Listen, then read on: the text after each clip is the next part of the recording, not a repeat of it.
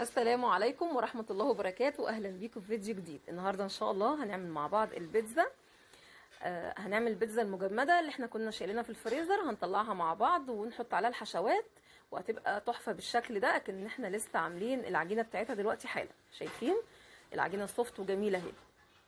طبعا كنا عاملين قبل كده فيديو قبل كده طريقة عمل البيتزا المجمدة زي ما بنجيبها من السوبر ماركت بالظبط. النهارده طلعتها وحطيتها على الصاج بالشكل ده، وهحط عليها الحشوات بس وهدخلها تحت الشوايه، وبكده نكون عملنا بيتزا من غير عجن ولا خبز ولا اي حاجه خالص بكل سهوله. هسيب لكم رابط الفيديو بتاع البيتزا، عجينه البيتزا المجمده، في اول تعليق مثبت. اهو المكونات اللي معايا. البيتزا طلعناها من الفريزر، هسيب لكم رابط الفيديو بتاعها في اول تعليق مثبت. وكمان هنا عندي لحمه متعصجه، وعندي صلصه وزيتون وجبنه موتزاريلا وجبنه رومي.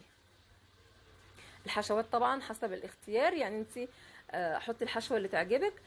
اول حاجه طبعا طلعت البيتزا من الفريزر اهي كنا عجنينها ومسويينها وحطيناها في الفريزر. بين كل واحده والتانيه حاطه ورقه زبده او حطي كيس بلاستيك اهو بالشكل ده. هي مستويه ولونها احمر من تحت، لكن من فوق مخليها كده بيضه، ما قدتش عليها الشوايه علشان انا لسه هحشيها دلوقتي وهشغل عليها الشوايه. الفرن بتاعي مش هشغله، انا هشغل الشوايه بس علشان اسوي الحشوات من فوق وش البيتزا بس، لكن البيتزا مستويه. طلعتها قبليها كده بحوالي ربع ساعه من الفريزر وحطيتها في الصاج اللي انا هخبز فيه. وعندي هنا الصلصه، هحط على كل واحده معلقه كبيره من الصلصه وهدهن الوش بالشكل ده. خطوه الصلصه دي مهمه جدا واساسيه، ما ينفعش نستغنى عنها. لكن الحشوات انت ممكن تحطي الحشوه اللي انت عاوزاها. الحشوات طبعا اختياريه، يعني ممكن تحطي لحمه، ممكن تحطي جبنه، ممكن تحطي خضار، فراخ، مشروم، اي حاجه انت عاوزه تحشي بيها البيتزا مفيش اي مشكله. هدهن كده كل الكميه اللي موجوده عندي بالصلصه بالشكل ده. وبعد كده هبتدي اجيب بقى الحشوه بتاعتي واحطها على وش البيتزا اهو.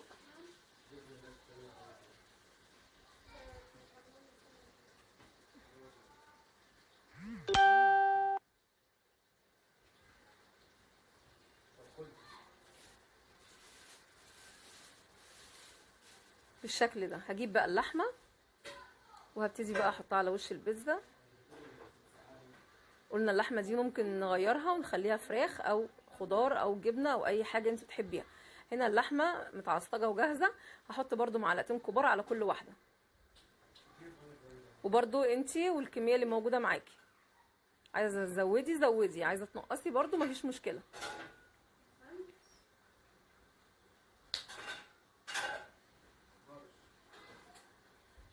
هغطي برده كل البيتزا باللحمه المفرومه بالشكل ده.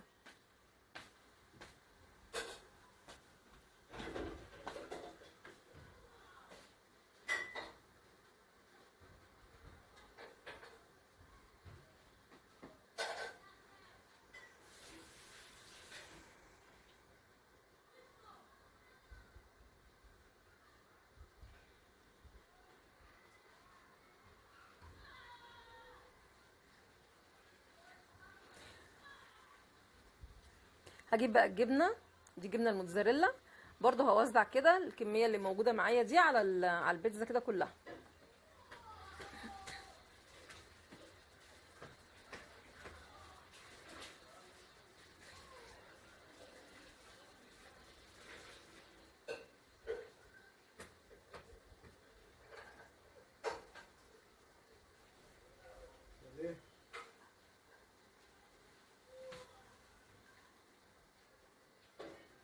انا هنا زودت الكميه شويه.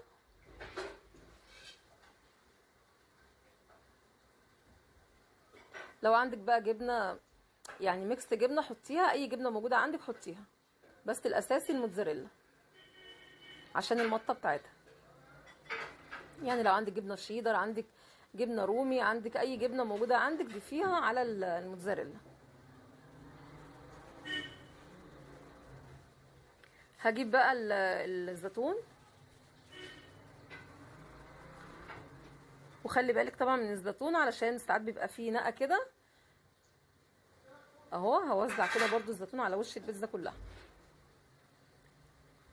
انت بقى لو بتحب، لو ولادك بيحبوا الخضار، وزعي بقى الفلفل اللي هو الالوان ده، قطعيه ووزعيه. بس انا ما بيحبوش عندي الفلفل الالوان، مش حاطه فلفل خالص.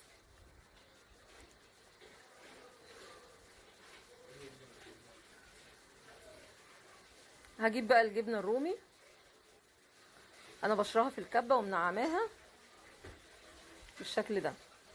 هوزع برضو كده رشه كده، علشان الجبنه الرومي بتبقى لها طعم وبتبقى حادقه شويه، فبتطعم معايا الجبنه الموتزاريلا.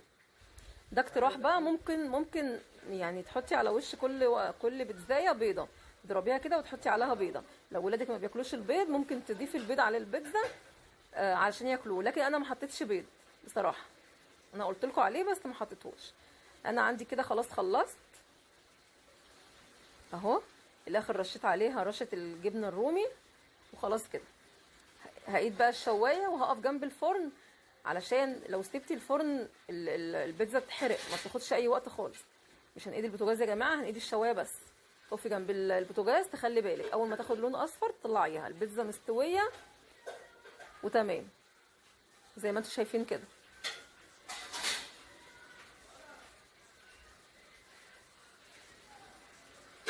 اهو بعد ما طلعتها من تحت الشوايه، انا ما قدتش الفرن يا جماعه، انا قدت الشوايه بس. بعد ما طلعتها من تحت الشوايه زي ما انتم شايفين كده جميله جدا، وعجينه البيتزا حلوه قوي، رغم ان احنا عملناها وحطيناها في الفريزر ممكن تقعد عندك بالشهور مش هيجرى لها اي حاجه خالص. هوريكي دلوقتي العجينه عامله زي السفنج وسوفت خالص.